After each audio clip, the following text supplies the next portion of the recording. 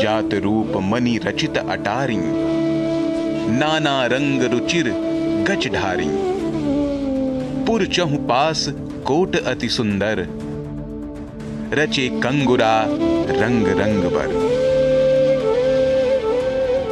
गोस्वामी तुलसीदास जी ने राम जी के वनवास के वापस लौटने के बाद भी अयोध्या का वर्णन किया है। तुलसीदास जी लिखते हैं कि अयोध्या वासियों के घर स्वर्ण और रत्नों से जड़े हुए हैं। घरों की अटारी से लेकर खंभे और फर्श तक अनेक रंग बिरंगी मड़ियों से ढले हुए हैं। सरयू नदी के किनारे किनारे ऋषि मुनियों ने तुलसी के साथ साथ बहुत से पेड़ लगा रखे हैं।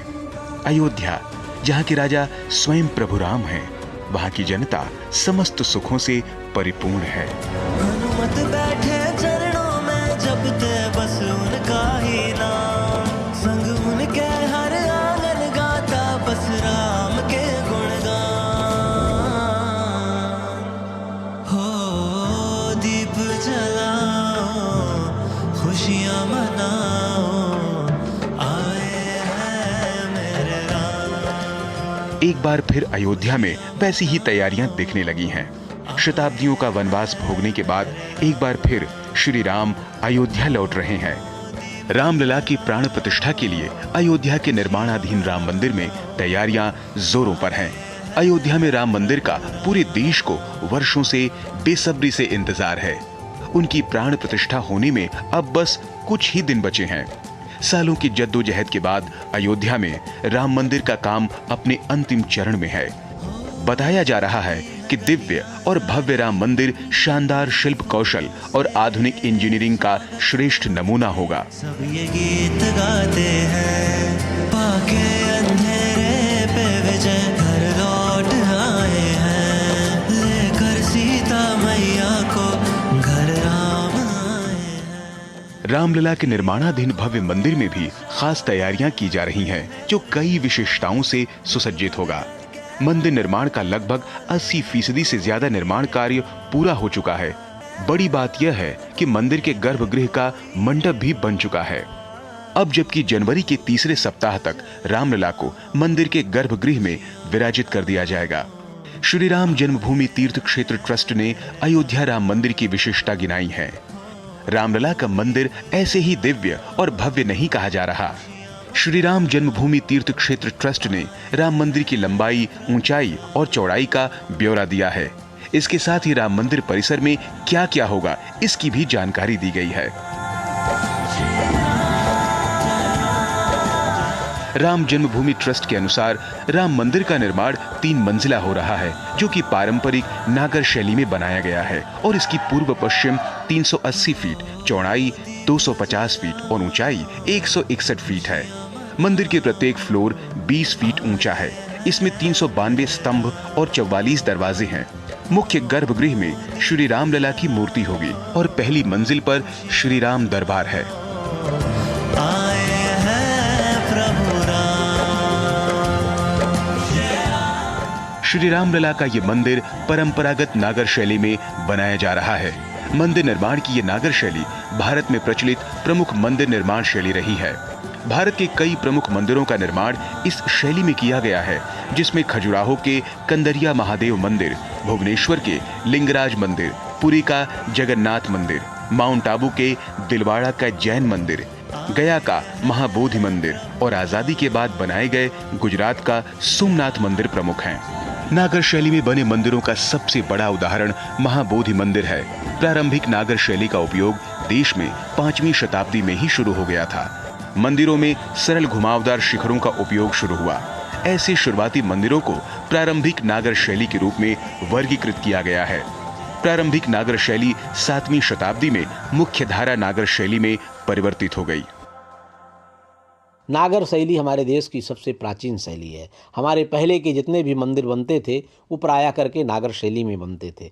नागर शैली में मंदिर बनाने से एक तो वास्तु ठीक हो जाता है और भारत की जो भव्यता है, भारत की जो प्राचीनता है, भारत की जो सांस्कृतिक विरासत है वो प्रायः करके नागर शैली में ज़्यादा देखी जाती है। इसीलिए उस शैली का प्रमुखता से ध्यान दिया गया है। बाकी उस मंदिर के निर्माण में, उस मंदिर की स्वरूप देने में आप समझिए केरल से, कर्नाटक से लकड़ी के जिस प्रकार के प्रयोग किया गया, उड़ीसा के लोगों को बुलाया गया है। सभी राज्यों का प्रतिनिधित्व, सभी व्यक्ति का प्रतिनिधित्व, जन जन के राम हैं तो प्रत्येक राज्य के लोगों का प्रतिनिधित्व उसमें दिखलाया गया है।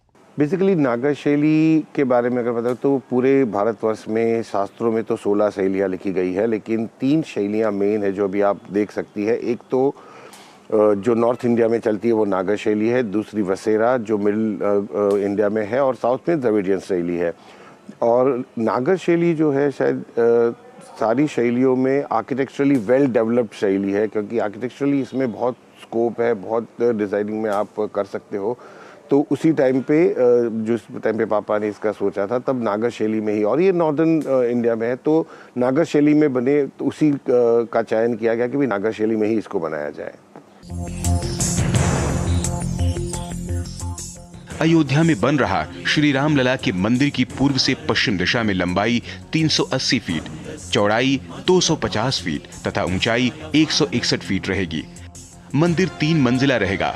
प्रत्येक मंजिल की ऊंचाई 20 फीट रहेगी। मंदिर में कुल 392 खंभे व 44 द्वार होंगे। मंदिर के मुख्य गर्भगृह में प्रभु श्री राम का बाल रूप, श्री राम लला सरकार का विग्रह और प्रथम तल पर श्री राम दरबार होगा। मंदिर में कुल 5 मंडप की परिकल्पना की गई है, जिसमें नृत्य मंडप, रंग मंडप, सभा मंडप, प्रार्थना मंडप व कीर्तन मंडप शामिल हैं। मंदिर को भव्य बनाने के लिए मंडपों की संख्या में बढ़ोतरी की गई। मंदिर के वास्तुकार चंद्रकांत सोमपुरा खुद बताते हैं कि किस तरह नए मंदिर का मॉडल बनाया गया और किस तरह मंदिर को और अधिक भव्य बनाने के लिए 3 और मंडप जोड़े गए।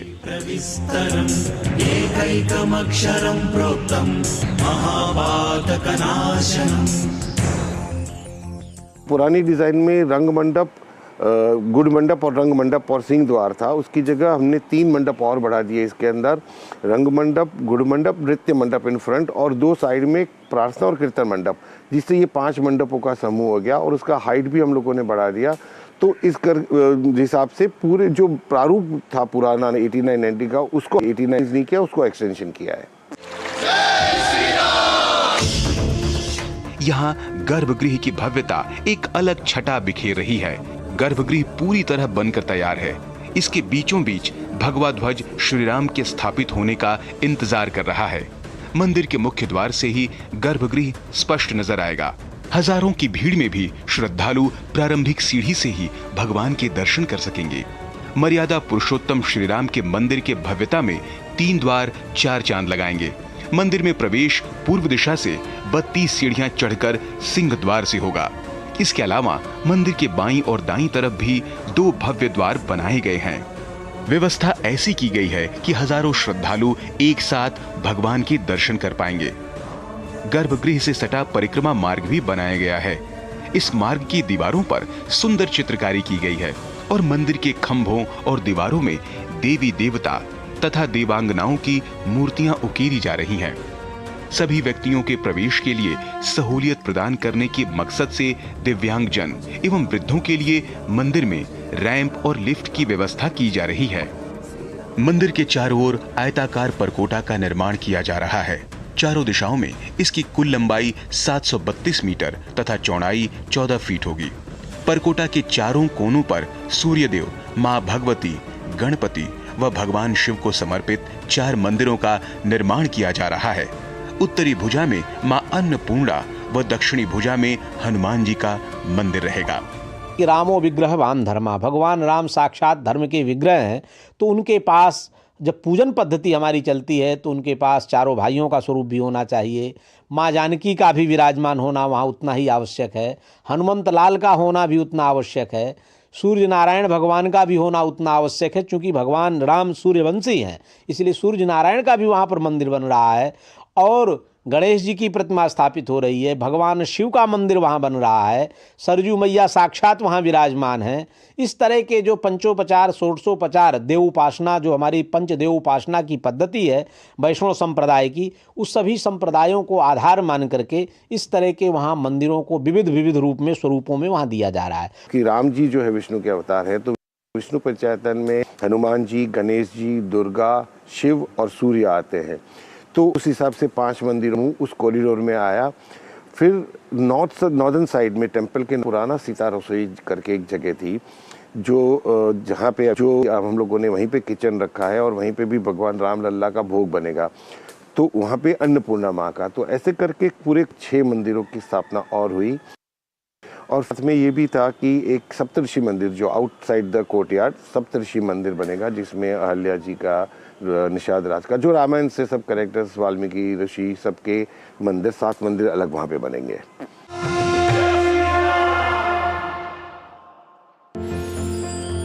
साल, बरस और सदी नहीं, एक युग गुजर जाएगा, उम्र न पूछो वंडर की, जब फर्क नजर आएगा।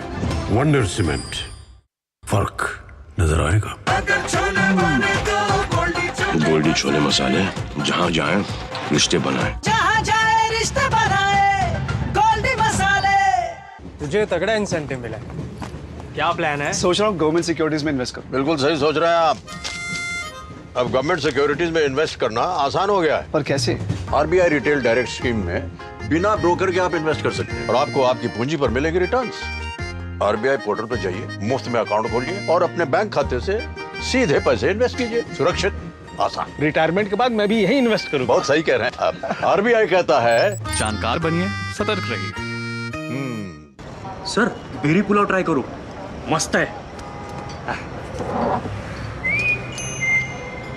कैसा है? अरे उसको काहे को घूरता है? टिप्स इग्नोर करने का, अपना दिमाग लगाकर ऑर्डर देने का। मार्केट का स्टॉक टिप्स बहुत लोग देता है, डेंजरस हो सकता है। कंपनी और रिस्क पूरा समझने का, फिर इन्वेस्ट करने का। समझ कर इन्वेस्ट कर। लाइफ में फाइनेंशियल आजादी के लिए एनपीएस जरूरी है। रिटायरमेंट में फाइनेंशियल आजादी रहे जारी, एनपीएस से आज ही करे तैयारी। एनपीएस जरूरी है। माँ, ये खीर किसके लिए? आज तेरे दादाजी का जन्मदिन है, उनके लिए। तो मैं दादाजी को क्या दूँ? अपना मोबाइल फोन देना। ये क्या कर रही है? दादाजी के लिए आयुष्मान कार्ड बना रही हूँ। घर बैठे? हाँ। आयुष्मान ऐप पर जाकर अपना या परिवार के सदस्य का नाम लाभार्थी सूची में ढूंढें, आधार, ओटीपी या फेस ऑथ द्वारा ऑथेंटिकेट करें, डिटेल्स भरें। अब मोबाइल से फोटो खींचकर अपलोड करें। दादाजी, ये लीजिए अपना आयुष्मान कार्ड। ये उपहार तो जीवन भर काम आएगा। और एक प्रकार से पीएम जय अब गरीबों की जय बन गई है। 5 लाख तक के मुफ्त उपचार की गारंटी, स्वास्थ्य का वरदान आयुष्मान। मोदी सरकार की गारंटी, महिलाओं के लिए धुआं मुक्त रसोई। प्रधानमंत्री उज्ज्वला योजना के तहत 10 करोड़ गैस कनेक्शन। हमारा संकल्प विकसित भारत। साल, बरस और सदी नहीं, एक युग गुजर जाएगा, उम्र न पूछो वंडर की, जब फर्क नजर आएगा। Wonder cement.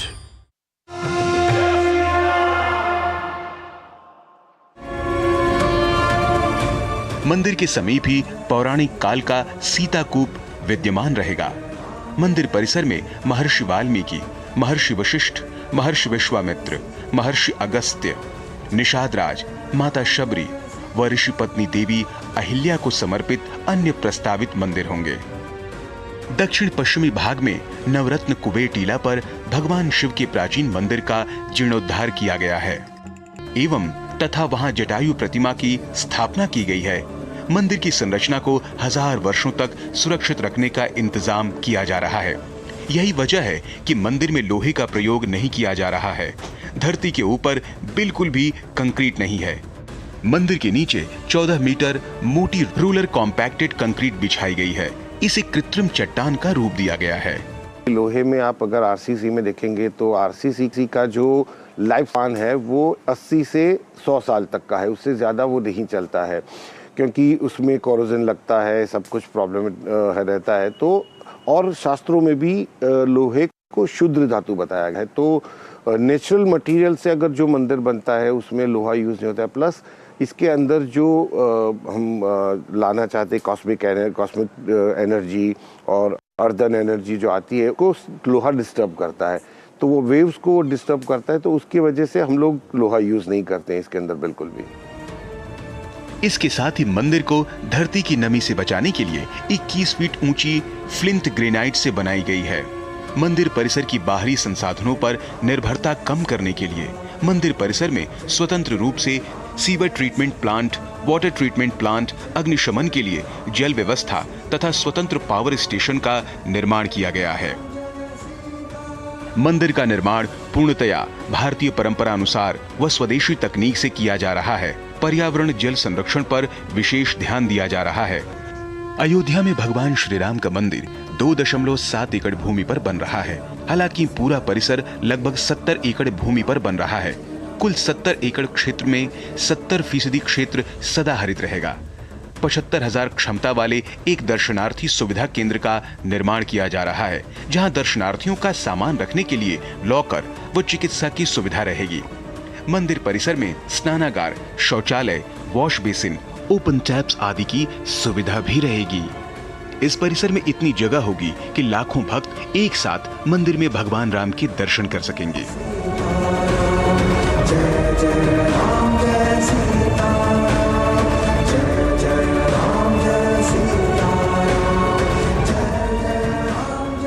मंदिर में जाएंगे कोपरकोटा से लेके वहाँ तक पूरे बहुत स्मूथ रैंप्स दिए गए हैं कि जिससे आदमी खुद, किसी की भी ज़रूरत नहीं पड़े, लेकिन खुद आदमी व्हील चेयर पे ऊपर जा सके। तो डिसेबल के लिए सारी मतलब ग्राउंड फ्लोर पे आराम से ऊपर जाके दर्शन कर सकता है। Even on the back side of the temple, क्योंकि टेम्पल में हम लोग स्टील यूज़ नहीं कर सकते, लेकिन कॉरिडोर में हमने लिफ्ट की प्रावधान भी किया हुआ है कि जो लिफ्ट में ऊपर आके उस कॉरिडोर को कनेक्ट किया गया है कॉरिडोर से, कि वहीं से खुद दर्शन करके जा सके। तो हर हिसाब से मतलब कोई भी यात्रालु अगर आएगा, कोई भी डिसेबल भी आएगा, तो उसके लिए कोई भी असुविधा नहीं होगी, वो बहुत आराम से इसके दर्शन कर पाएंगे। जिस नागर शैली में अयोध्या धाम में श्री राम का भव्य मंदिर बनाया जा रहा है, उसी शैली में आजाद भारत में गुजरात का प्रसिद्ध सोमनाथ मंदिर का निर्माण किया जा चुका है। चंद्रकांत सोमपुरा अयोध्या में राम मंदिर के मुख्य वास्तुकार हैं। उनके दादा प्रभाशंकर अघोड़ भाई नागर शैली के मंदिरों के अग्रणी डिजाइनरों में से एक थे, जिन्होंने आधुनिक सोमनाथ मंदिर का डिजाइन और निर्माण किया था। बहुत प्राउड फीलिंग है कि हम लोगों को राम मंदिर का काम मिला। जैसे मेरे दादाजी ने सोमनाथ मंदिर का भी काम किया है और ये भी जो हम बना रहे हैं वो हमारे परिवार को ही मिला। बहुत प्राउड फील करते हैं हम, हमारा पूरा जो सोमपुरा समाज है सारा प्राउड फील कर रहा है। 30 से 35 साल पहले मूल रूप से पालीताना और अब अहमदाबाद के रहने वाले चंद्रकांत सोमपुरा ने राम मंदिर निर्माण आंदोलन के दौरान वीएचपी अध्यक्ष अशोक सिंघल के अनुरोध पर राम मंदिर का डिजाइन बनाया था। कई वर्षों बाद सुप्रीम कोर्ट के फैसले के बाद चंद्रकांत सोमपुरा के बनाए डिजाइन के मुताबिक अयोध्या में भगवान श्री राम का भव्य मंदिर बन रहा है। ये भी एक दिलचस्प किस्सा है।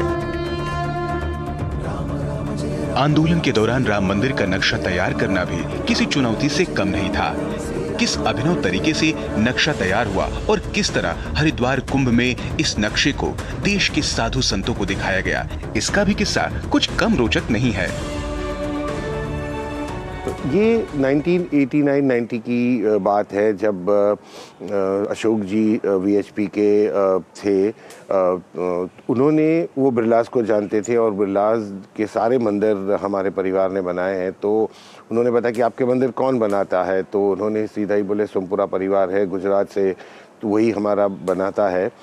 तो उन्होंने तुरंत ही फ़ोन करके हमको बुला लिया और यहाँ पे अशोक जी खुद लेके आए उनको, और उन्होंने यहाँ पे तो उस टाइम पे पूरी छावनी थी, मतलब कुछ ले जाने की पॉसिबिलिटी नहीं थी कि कुछ भी ले जा सके यहाँ पे।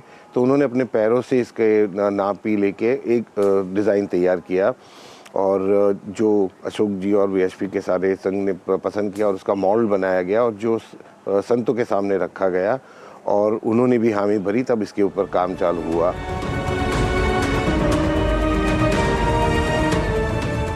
मंदिर निर्माण के जरिए विशेष धार्मिक महत्व वाली पंचकोसी यात्रा को भी भव्यता प्रदान की जा रही है।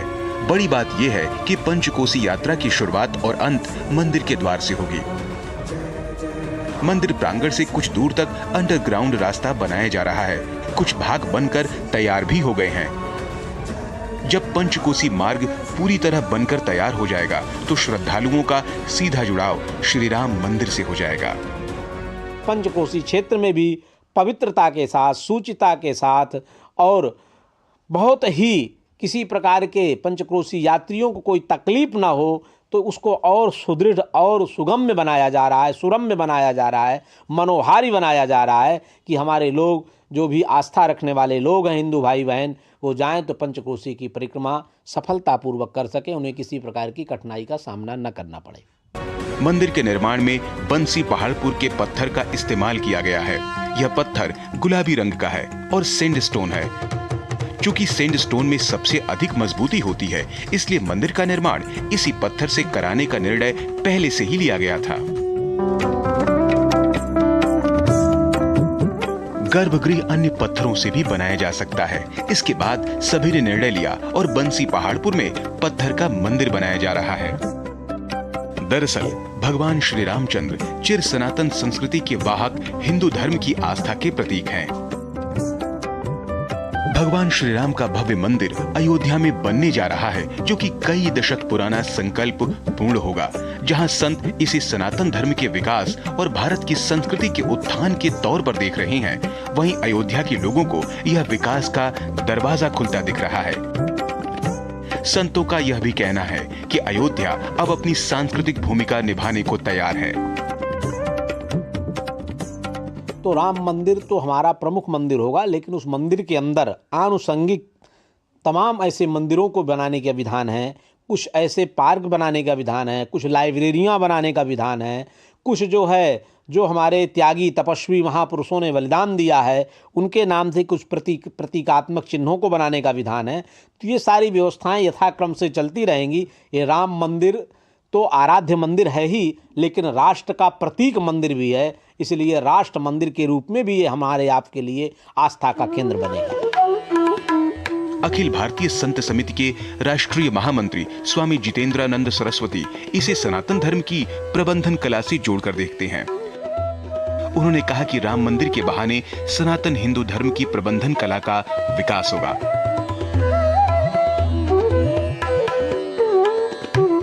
हजारों साल पहले भी मंदिर ऊर्जा के केंद्र थे, शिक्षा, स्वास्थ्य, संपर्क, संस्कार देने के केंद्र रहे हैं। अब फिर ये भूमिका अच्छे से निभाई जाएगी। मंदिर के जरिए शिक्षा, गुरुकुल, वेद पाठशाला और आधुनिकता का मेल होगा।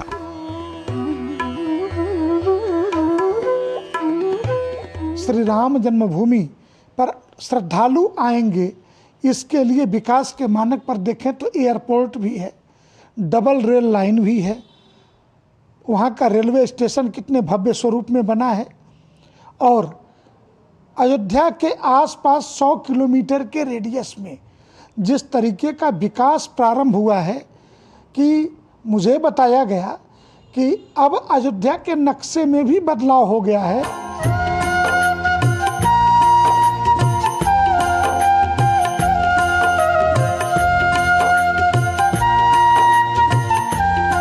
जाहिर है अयोध्या धाम का वैभव एक बार लौटने को तैयार है।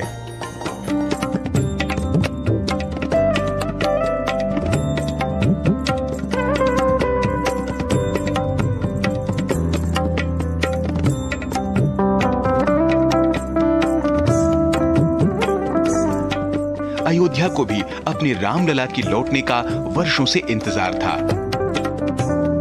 अयोध्या में प्रभु श्री राम का मंदिर बनने से पहले ही भविष्य की अयोध्या की झलक दिखने लगी है। श्री राम मंदिर निर्माण अयोध्या के पुनर्स्थापना का कारक बनने जा रहा है। अब अयोध्या का नए सिरे से राज्याभिषेक होगा। जल्द ही अयोध्या राम मंदिर निर्माण के साथ ही पूरे विश्व का मार्गदर्शन करने का काम करेगी।